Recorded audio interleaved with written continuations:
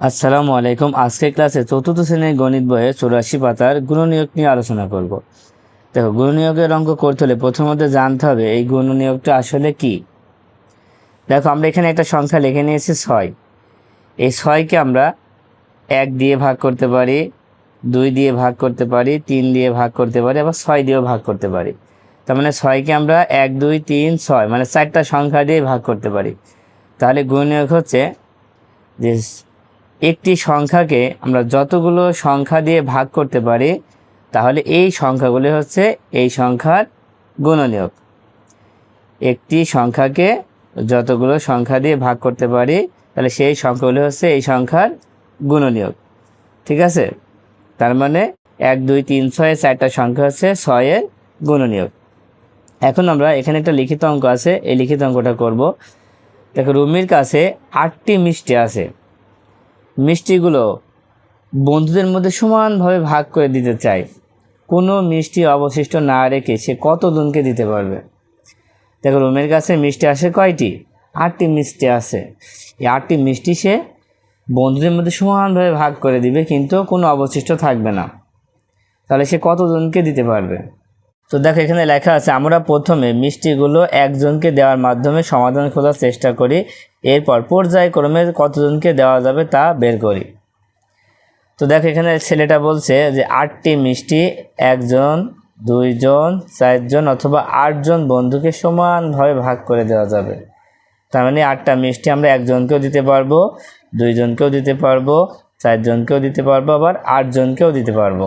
আবার কি সমানভাবে দিতে পারবো, কোনো অবশিষ্ট থাকবে না। এখন দেখো, একটা ছকের মাধ্যমে বোঝানো হয়েছে। প্রথমে লেখা আছে বন্ধুর সংখ্যা, তারপর হচ্ছে ভাগ করে দেওয়া যাবে আর যাবে না। যেহেতু আমাদের সংখ্যা হচ্ছে 8, তাই আমরা 1 থেকে 8 পর্যন্ত লিখে নেব। বন্ধুর সংখ্যা 1 2 3 4 5 6 7 8। এখন যেহেতু আমাদের 8টা মিষ্টি, তাই কোন কোন সংখ্যা দিয়ে 8কে ভাগ করা যায়? দেখো, 1 দিয়ে 8কে ভাগ করা যায়, তাই 1-এর নিচে আমরা টিক চিহ্ন দিয়েছি। 2 দিয়ে 8কে ভাগ করা যাচ্ছে, কারণ 4 2 8, তার মানে 2 দিয়ে ভাগ করা যাচ্ছে। 3 দিয়ে কিন্তু ভাগ করা যাচ্ছে না। আবার দেখো, 4 দিয়ে ভাগ করা যাচ্ছে, কারণ 4 2 8। তারপর দেখো, 5 দিয়ে ভাগ করা যায় না, 6 দিয়ে যায় না, 7 দিয়ে যায় না, এবার কিন্তু 8 দিয়ে যাচ্ছে। 8 অক্ষে 8। দেখো দেখো এই 4টা সংখ্যা দিয়ে আমরা 8কে ভাগ করতে পারছি। তো দেখো, প্রথমে লেখা আছে একজন বন্ধু হলে 8টি মিষ্টি দেওয়া যাবে। মানে একজন যদি বন্ধু হয় তাহলে 8টি মিষ্টি দেওয়া যাবে। 2 জন যদি বন্ধু হয় তাহলে 4 2 8, মানে 4টি মিষ্টি দেওয়া যাবে। আবার দেখো, 4 জন যদি বন্ধু হয় তাহলে কয়টি পাবে? 2টি করে মিষ্টি দেওয়া যাবে। কিন্তু এখানে বলছে 6 জন বন্ধু হলে 1টি করে মিষ্টি দেওয়ার পর 2টা অবশিষ্ট থাকবে, কারণ 6 জন বন্ধুকে 6টা দেওয়ার পরে আরও 2টা থাকবে, সেই জন্য 2টা অবশিষ্ট থাকবে। আবার দেখো, যদি আমরা 8 জন বন্ধুকে দিই তাহলে প্রত্যেক বন্ধু 1টি করে মিষ্টি পাবে।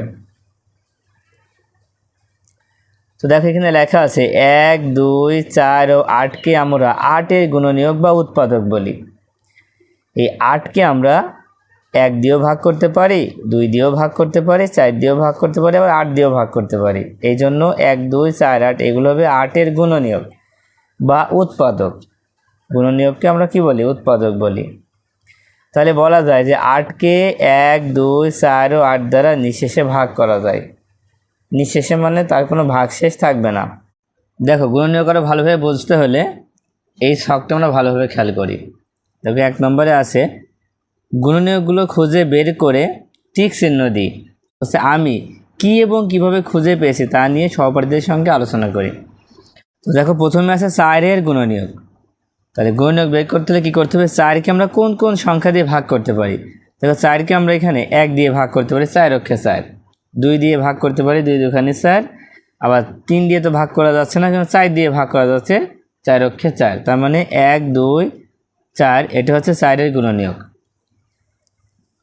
এবার 5-এর গুণনীয়ক খেয়াল করো। 5-এর গুণনীয়ক বের করতে হলে 5কে কোন সংখ্যা দিয়ে ভাগ করা যায়? 1 দিয়ে কিন্তু প্রত্যেকটা সংখ্যাকে ভাগ করা যায়, তার মানে 1 দিয়ে যাবে। আর 2 দিয়ে 5কে ভাগ করা যায় না, 3 দিয়ে যায় না, 4 দিয়ে যায় না, আবার 5 দিয়ে যায়। তার মানে এখানে আমরা টিক চিহ্ন দিব। ঠিক আছে? 1 এবং 5 দিয়ে 5কে ভাগ করা যায়, তাহলে 5-এর গুণনীয়ক হচ্ছে 1 এবং 5। এবার দেখো 6-এর গুণনীয়ক। তো 6 গুণনীয়ক বের করতে হলে 6কে কোন কোন সংখ্যা দিয়ে ভাগ করা যায়? দেখো আমরা শুরুতে 6 গুণনীয়ক তোমাদের দেখাইছিলাম। প্রথমে 1 দিয়ে ভাগ করা যাচ্ছে, 2 দিয়ে ভাগ করা যায়, 3 দিয়ে ভাগ করা যায়, আবার 6 দিয়ে ভাগ করা যায়। কারণ 6কে 6, 3 দুখানি 6, আবার 6কে 6। তবে তোমাদের আরও সহজভাবে এবার বোঝানোর চেষ্টা করছি, ভালো করে খেয়াল করবা। 7-এর গুণনীয়ক থেকে শুরু করো। দেখো 7-এর গুণনীয়ক মানে 7কে কোন কোন সংখ্যা দিয়ে ভাগ করা যায়? দেখো প্রথমে আমরা পড়ছি না নামটা 7 অক্ষে 7, মানে 1ও পড়ছি 7ও পড়ছি, তার মানে 1 এবং 7 হচ্ছে 7-এর গুণনীয়ক। তারপর দেখো 13-এর গুণনীয়ক হচ্ছে 13 অক্ষে 13, তার মানে 1 আর 13। দেখো তাছাড়া আর কোনো সংখ্যা দিয়ে কিন্তু 13কে ভাগ করা যাচ্ছে না।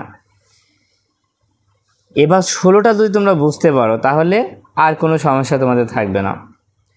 দেখো প্রথমে 1 দিয়ে তোমরা ভাগ করতে পারছি, 1 দিয়ে 16কে ভাগ করে কত? 16 অক্ষে 16, তার মানে 1 আর 16-র আমরা কথা বলছি, 16 অক্ষে 16, তার মানে 1 আর 16 এই দুইটাই হবে।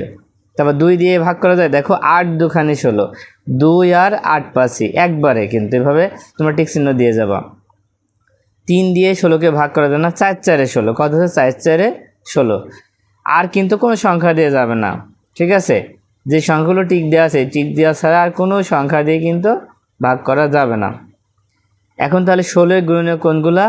1, 2, 4, 8, 16। তোমার এখানে আরেকটা কথা বলি, যেমন আমাদের এখানে 5, 7, 13 এই 3টা সংখ্যা কিন্তু মৌলিক সংখ্যা।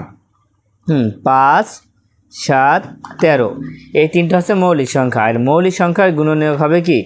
1 এবং এই সংখ্যা নিজেই, ঠিক আছে? মৌলিক সংখ্যার গুণনীয়ক হচ্ছে 1 এবং ওই সংখ্যা নিজেই। তার মানে 5-এর গুণনীয়ক 1 এবং 5, 7-এর গুণনীয়ক 1 এবং 7, 13-এর গুণনীয়ক 1 এবং 13। তার মানে মৌলিক সংখ্যার গুণনীয়ক কয়টি হয়? 2টি হয়। মৌলিক সংখ্যার গুণনীয়ক সবসময় কয়টি হবে? 2টি হবে। এটা কিন্তু খুব গুরুত্বপূর্ণ, এটা মনে রাখবা।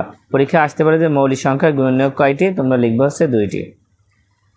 তো আশা করি তোমরা গুণনীয়ক অল্প হলে বুঝতে পেরেছো। তবে সামনে যে ক্লাসগুলো আছে সেই ক্লাসগুলো যদি তোমরা দেখো তাহলে গুণনীয়ক নিয়ে আর কোনো সমস্যা থাকবে না। তো আজকের মতো ক্লাস এই পর্যন্ত। আল্লাহ হাফেজ।